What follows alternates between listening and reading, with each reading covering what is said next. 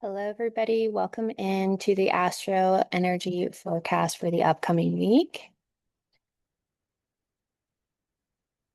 I hope that you are doing well.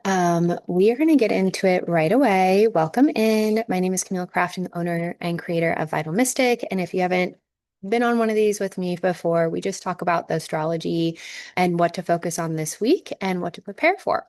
So today we have Moon in Virgo moving into Moon in Libra for our full moon on Wednesday. And so there's a lot of beautiful energy that is coming. The energy of April and May is just so abundant.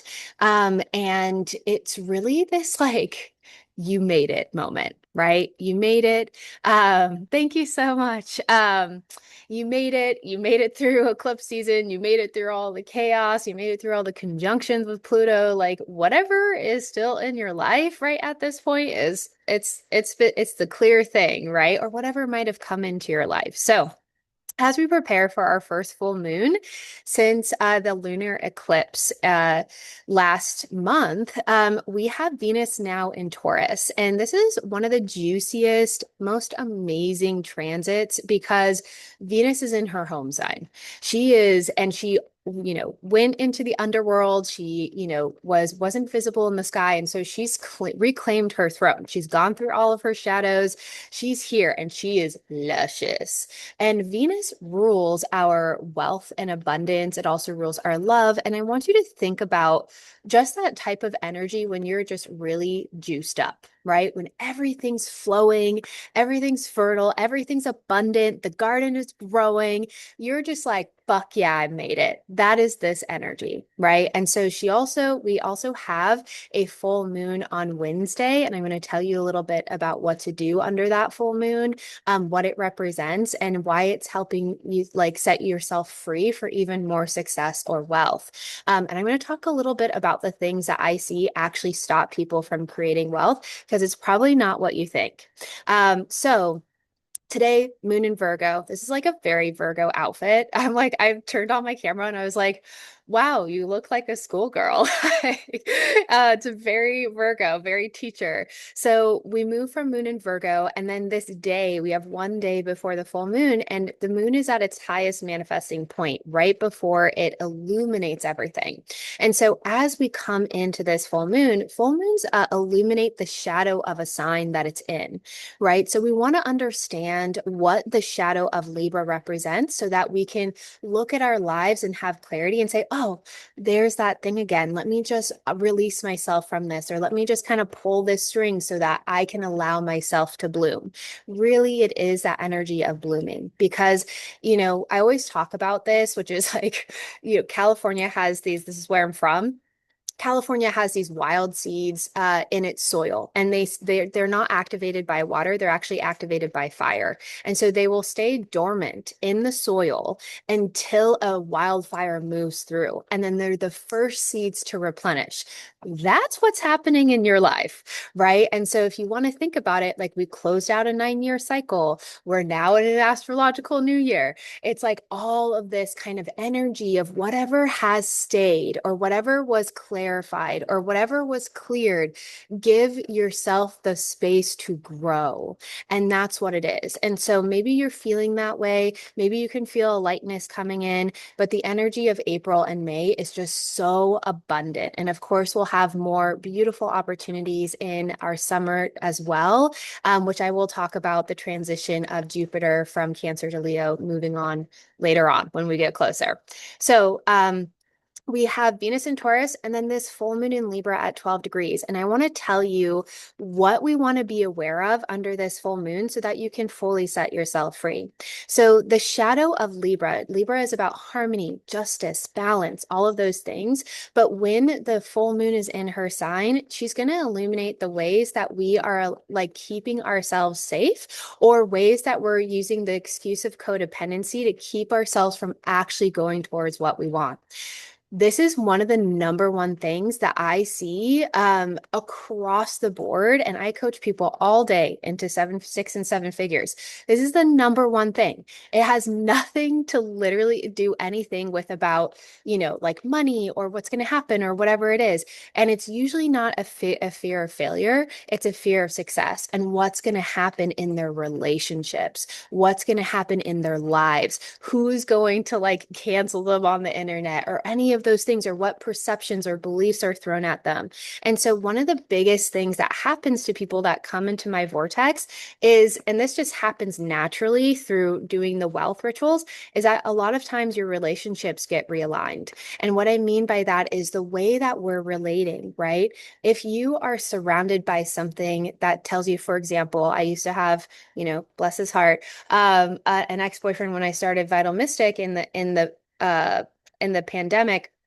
Your silly little rituals are never going to work. He said it jokingly, like, haha, it's so funny. But that one thing he said to me now has been used in my marketing for the last 7 years. And it was the one thing that pissed me off enough to be like, fuck you, I'm going to do this. Thank you for saying that to me. But what I want to say is that this full moon is going to illuminate opportunities for you like that. And sometimes we have to look outside of us and the way that we're engaging or dancing with our relationships, or even the relationship or perception of our beliefs, the way that we identify, the way that we think things are possible for us. These are all the things that have to be aligned before you can allow yourself to move, right? If you just truly had the conviction in your heart, like it doesn't fucking matter, like you really on a cellular level did not care about what people said about you, what people were going to say, well, the things that you cared, like who or who not you were going to lose just by following your dreams, I swear to you, you would skyrocket. But because so much, especially if you're a woman, there's so much in our lineage and in our ancestry that it wasn't safe for women to be fully in their power for a very long time, right? It wasn't safe to use our voices. It wasn't safe to be there, right? So we're clearing up all this clutter, not to mention past lifetime stuff, right? And so a lot of times people will come into my containers and say, well, what's blocking my wealth? I don't know. I see this massive rock in your, this is actually a real true story. One of my mentors asked me, I was like, you have a massive rock blocking your energy, and it's because you were stoned in a past life for being a witch. Like, so we cleared it, right? And so ultimately that allows them to be fully seen. But the thing is the biggest piece is what's going to happen to me when I am actually really successful, when I am actually fully audacious in my magic. What is going to happen to that space within me, or who's is or isn't going to be surrounded by me?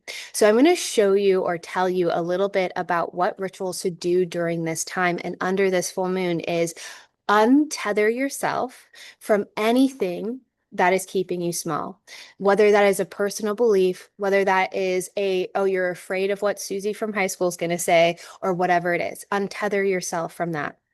The second thing is take radical responsibility for your success. So the sun is in Aries, which means that literally no obstacles can stand in your way. But the moon is in Libra, and it says you have to look at codependency. You have to look at the ways that you're relating with yourself and the world. Are you still giving the world the opportunity to say yes or no, or when the perfect time is going to be for me to create success? Because if you truly knew in every cell of your being that you're like, I don't fucking know how, but I will. And I believe in that yes and desire of my heart, your ass would be doing all the things, let me tell you, because this has been a lot of the time of what I have had to do at those moments that I was actually ready. And that's when I started to really accelerate.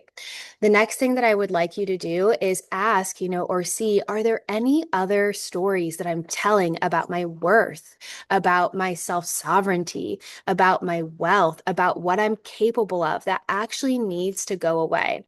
And so one of the rituals that I recorded for our membership last night is actually about looking at where you've capped yourself. It's not about, okay, well, I just want to get to this level of success, or like this right here, this is good enough, or this is fine. And usually that cap is because we're afraid of what's going to happen on the other side when I'm actually really successful. And there's usually always fear. right? A lot of times it's a fear of success that stops us, not a fear of failure, because we know what failure feels like, right?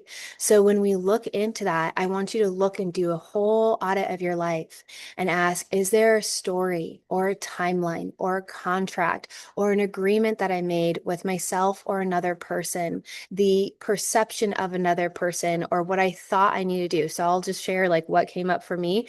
The second that I came into the ritual and I record it for everybody, I immediately saw myself for almost 4 years ago sitting on a couch where I used to live in an ex partnership.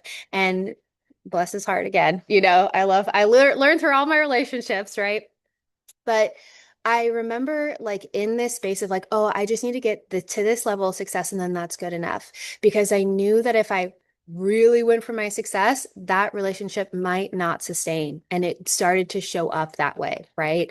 So ultimately, that was like, oh, I'm only going to go right here because I don't want to lose this person, or I don't want to lose my comfort, or I don't want to lose this, or I don't want this person to get mad at me, or blah, blah, blah, blah, blah. So that's the piece that we want to look at, right? And maybe it's this life, maybe it's another life, maybe whatever it is, just go within and ask yourself, have I given myself the full permission to be fucking audacious?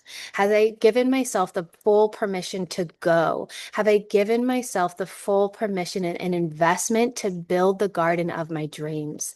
And even if it's scary, or even if some people don't understand, or even if I get projected on, am I willing to continue to tend the garden because it makes me fucking happy?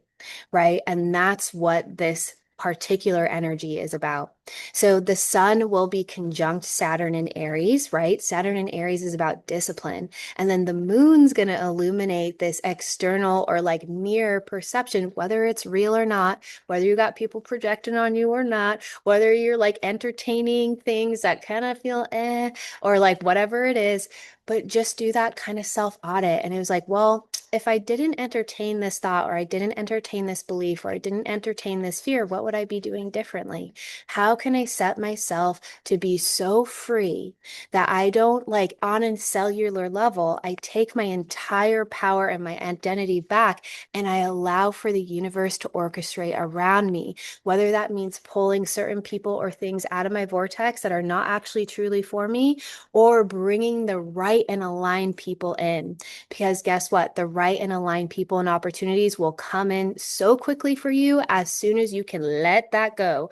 And I know it's so scary, but that's actually the thing that has created my success, is deeply trusting that vision and allowing for everything to shape shift around me. And that doesn't mean it's true for everybody, but look within yourself and look and see if there's any narratives or stories or ways that you have capped yourself around creating those steps and following that fire within yourself. So full moon in Libra, the relationships, the codependency, but also Sun in Aries says, but how's the relationship with yourself? Right? How's that relationship with yourself? So then Wednesday through Sunday, we have Moon in Scorpio on Friday. That is going to come. So we'll have this big, big, beautiful illumination, and then we'll kind of come into this transformation and release. We're going to re-identify. Then we also have a square building and it hits the peak on Sunday. And this is the part about Jupiter and different things that I want to talk about, because Jupiter is now direct and it is exalted. Right. So now it's gone. We've almost been through a whole year cycle of Jupiter being exalted. But a lot of times when a planet moves into a certain sign that it's exalted, it will first show you all the ways that you're giving away your power. And it's going to lead you through those transits to say, oh, do you actually believe in your magic? Do you actually believe in like you are worthy of something? Do you believe in your dreams? Right. Now we've done the retrograde and now we're coming forward. So the last few months that Jupiter is stationing direct, the sun is squaring Jupiter in Cancer, right? Sun in Aries squared Jupiter in Cancer. Are you willing to trust that intuitive space, right? Jupiter in Cancer is like, I'm trusting my dream, I'm trusting my vision. Will I allow myself to act on it? Not from like, oh, I got to hurry up and get it done, because that's just still coming from lack, but it's like I trust my path and I allow myself to move as it comes through. And here's another thing. Jupiter and Cancer is about attraction, like unlocking opportunities within yourself, not necessarily trying to chase them, right? So Jupiter and Cancer might come through with some form of breakthrough of how you've been moving or working in your business or your goals or something. And you might be like, yeah, I don't want to do it that way anymore. I want to do it this way. I want to do it in this where it's like feels like so joyful, like tending that garden and so forth. So we also have a trine between Mercury and Pisces. Mercury is also direct now. We're kind of coming out of the shadow, right? We're coming out of that shadow and it's going to trine Jupiter and Cancer. So that's why I'm like, really pay attention to your intuition, not what your brain says. Oh, I got to override. I got to hurry up. Da, da, da, da. Like one of the biggest things that I want to say to everybody is that when I was writing down all, on before I reached my first 50K month, when I was writing it down on my ritual papers and like, oh, I want my first 50K month, I want my first 50K month, I want my first 50K month. It never happened. It literally never happened because I was so like trying to get there and I was doing all the things that I thought was going to get me there. But ultimately, I wasn't doing the actual deeper structural work that was going to get me there. So, what I actually started to do is that I started to use this intention, and I swear to you, this whole thing is just like the most magical invocation you can use. You can say, instead of putting it in a certain result, right? A certain 50K month, 200 is the exact same way that I made my 200K month too. I align with my highest, most optimal path. Whatever that highest, most optimal path is, I align with it. That's the only thing I write down. I don't write down specific goals anymore. I don't write down, I want to make 7 figures this year. Do I know how to do that? Am I committed? But I'm also totally detached. I allow myself to learn in the process. And the more that I become detached, the more that I listen to how my intuition wants to move, the more that I allow myself to be a conduit, I swear to you that works so much faster. And what it is that those results, we think they're outside. We think that we have to become something. We think that we have to accomplish something. We think we have to do all these fucking steps. In reality, we don't, right? And I was just, this week I was like, oh, I finally invested it because I'm starting a podcast. And, I'm like, oh, I'm investing in all this like, professional equipment. I've made 7 figures without any fucking professional equipment or with any formal training.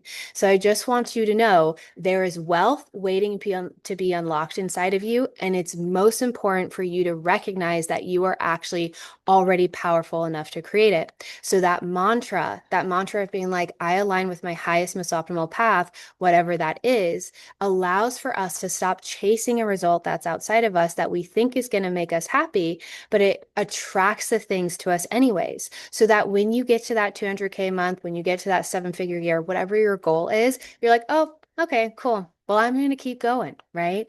And so that's the biggest piece because it's a level of sovereignty in your being. And so, thank you so much. So, that's what this energy is, right? And I want you to, we're really coming into, we're not done with Aries season yet, by any means, but Venus and Taurus really speaks to the Empress. And if you haven't ever worked with the archetype of the Empress, I really encourage you to do that. It's one of the archetypes that, about 4 years ago, when I really started to trust my intuition in business and all the things, and like, really make these different pivotal, scary decisions, but they really paid off for me. It's because my intuition it knew how to guide me. Whatever strategy I was following, whatever templates, those are important so that we can learn how to move with it, right? Strategy is important so I know how to adapt things. But even at this point in business, I mostly follow my intuition. And because I know the frameworks enough, I can get a download and say, launch like this, right? And that's actually how I've scaled my company and how I will continue to scale my company. It is important to understand what works, but don't put yourself in a fucking box. All right. Because your intuition is going to trump everything else. And when we can start to trust that, we can start to really allow for ourselves to receive. And if you move into like the knowledge around what the archetype of the Empress represents, and I'll give you a little tidbit on it because it's pretty juicy. The Empress represents abundance, and I'm going to tell you why. It is not the type of abundance that you build, build, build, build, build, right? She eventually creates this beautiful garden around her, but she creates it by following the 12 stars on her crown above her head. The 12 stars represent the 12 zodiac signs. So she follows the cycles around her. She knows that each cycle is here to support her. Some are going to be more abundant. Some are going to be asking her to go deeper within herself. Some are going to ask her to do the structures and strategies, right? That she doesn't want to do because I didn't want to do that, and that's that essence. And so she listens to the cycles, her divine intuition, and then she channels it through her body. Okay, the sovereignty is in the body. We channel it through our conduit of worth. And I'm not talking about knowing and thinking that we're worthy, because you can think that you're worthy of something all day, but if your body still cringes and doesn't allow you to take the steps that it needs to take, or we keep choosing chaos or whatever fucking shit that we keep subconsciously choosing, we don't actually believe that we're worthy. Because if you truly, on a cellular level, knew that you were worthy of everything that you desire, you would have no issue taking the steps. I'm telling you right now. And that's the power that we're kind of taking back in ritual and the things that we've been taught, right? So she channels through her body, right? And then with around her, because she has channeled and she's taken those aligned steps, she's created this beautiful garden. And that garden is in abundance. It's a type of garden that continues to build and replenish year after year after year. And the other thing about the Empress is that she's super fertile. Right? So there's a lot of fertility. There's a lot of life-giving force. And when we think about when we're actually really juiced up, like the energy to create life, that is to create worlds, that is to create transformation, that is to create sovereignty, that is to create wealth, that is to create money, and it is an attraction piece, right? And that's what Venus actually speaks to. Venus is like, I know I'm fucking worthy. I'm going to allow myself to move through this time, take the steps that I need to take because I'm going to create that level of sovereignty, of wealth, of overflow, not just for me, but then everyone else can benefit from the garden around me too. And thinking about all the animals or bees who are in the garden, and then you're part of this bigger cycle, right? You're not in this freaking vacuum like, oh, I have to get this money or whatever it is. It's like, oh, this level of wealth just keeps coming. It just keeps flowing. And it works for you when you're sleeping, and it works for you when you're not feeling super great, and it works for you in all the ebbs and flows, right? Because that's what nature teaches us. We're in cycles.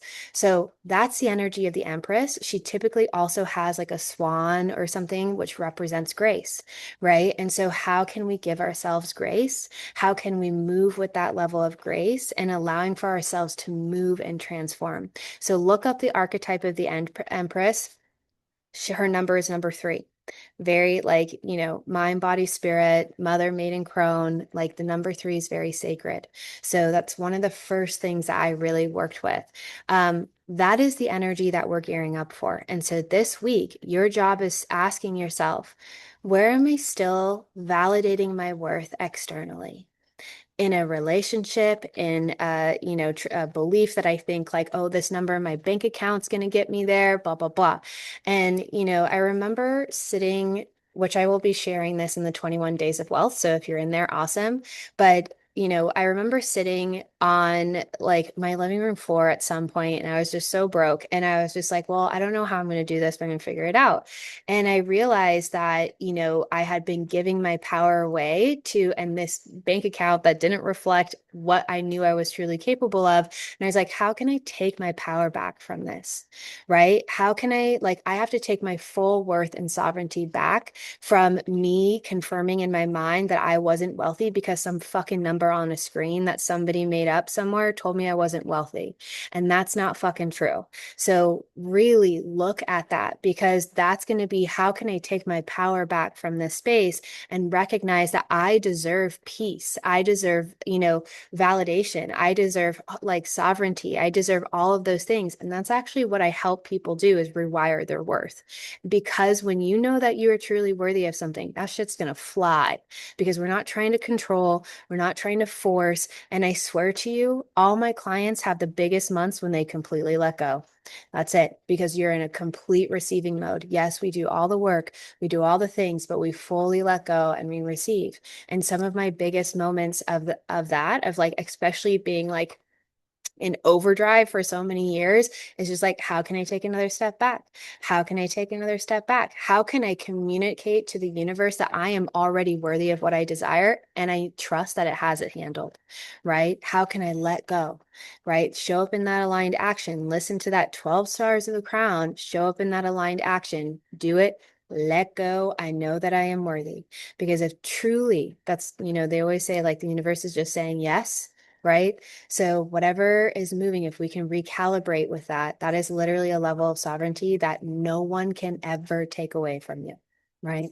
And a level of wealth, and it's already inside of you. So with that said, I hope you have an incredible and beautiful week. Again, pose those questions or look into those questions that, I posed on here. Look into the way that you're relating, your relationships, what feels good, what doesn't. Tune in, like take radical responsibility for the power that's inside of you, because there's not a single fucking thing that you cannot do.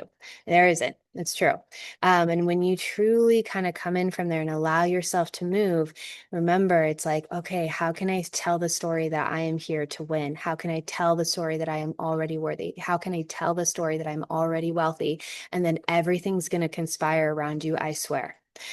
So with that said, we are going to do the 21 days of wealth. If you are interested in joining us, it's $37.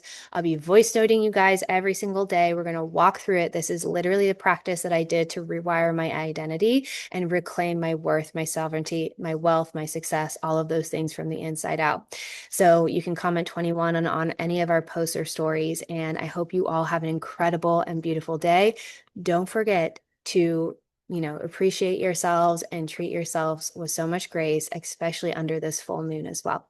All right. Bye, everybody.